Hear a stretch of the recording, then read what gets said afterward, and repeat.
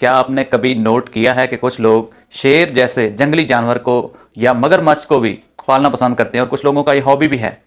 تو یہ کیسے ممکن ہے کہ وہ ایک جو انسان دشمن جانور ہے وہ کسی کو نقصان نہیں پہنچاتا، اپنے مالک کو بھی نقصان نہیں پہنچاتا؟ وہ اس لیے کہ یہ مدر نیچر ہے کہ جو ارلی سال ہوتے ہیں کسی بھی جانور کے یا انسان کے، اس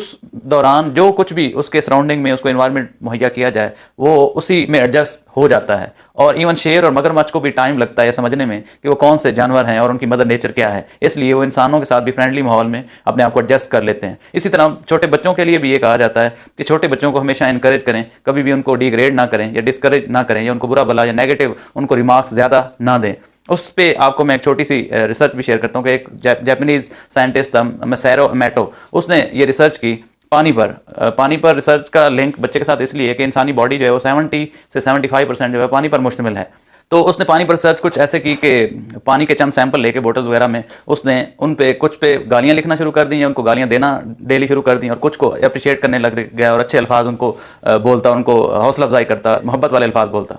تو چند دنوں بعد جب اس نے دیکھا کہ جن پر اس نے برے الفاظ بولے تھے تو ان کے جو کرسٹل بنے تھے مائکروسکوپ میں اس نے جب دیکھا تو وہ بڑے بدنما اور بدصورت اور بڑے بھدے اور برے سے بنے، اور وہ والے پانی کے سیمپل جس کے کرسٹل اس نے مائکروسکوپ میں دیکھے جن کو وہ اچھے الفاظ سے یاد کرتا تھا، ان کو اپریشیٹ کرتا تھا، تو ان کے بڑے نیٹ اینڈ کلین اور بڑے صاف اور ستھرے کرسٹل بنے۔ تو اس سے ہمیں بھی یہ سبق ملتا ہے، اور اس سے پروو بھی یہ ہوتا ہے سائنٹیفکلی کہ جب بھی انسان کو جس کو برا بلا کہا جائے، جس کو نیگیٹو ریمارکس ملتے ہیں کہ تم تو کر نہیں سکتے، تم تو ہو ہی نکمے، تو اس کے جو باڈی میں جو ہمارا پانی ہے 70 سے 75% اس پر بھی برے ہی اثرات مرتب ہوتے ہیں۔ جیسے اس کے کرسٹل اچھے نہیں بنے تھے تو ہماری باڈی جو ہمارا جسم ہے اور ہمارا جو سب کانشیس مائنڈ ہے اس پر بھی برے اثرات پڑتے ہیں۔ تھیراپی ہے پلیسیبو تھیراپی، جس میں ڈاکٹر جو ہیں وہ کسی بھی پیشنٹ کو کوئی بھی ایک عام سی میڈیسن دیتے ہیں اور اس کا بلیو اتنا اسٹرانگ کر دیتے ہیں کہ اس سے تم یقیناً ٹھیک ہو جاؤ گے۔ اور ہم نے بھی نوٹ کیا ہوگا کہ جس ڈاکٹر پر ہمارا بلیف سسٹم جو ہے وہ ذرا اسٹرانگ ہوتا ہے تو اس کی عام سی دوائی سے بھی ہم ٹھیک ہو جاتے ہیں، کیونکہ اس کا یقین اتنا پختہ ہو جاتا ہے کہ اس سے میں یقیناً ٹھیک ہو جاؤں گا، اور اسی لیے اس کو شفا بھی مل جاتی ہے۔ تو ہم بھی جو سوچیں گے یا جو بھی اپنے بچوں کو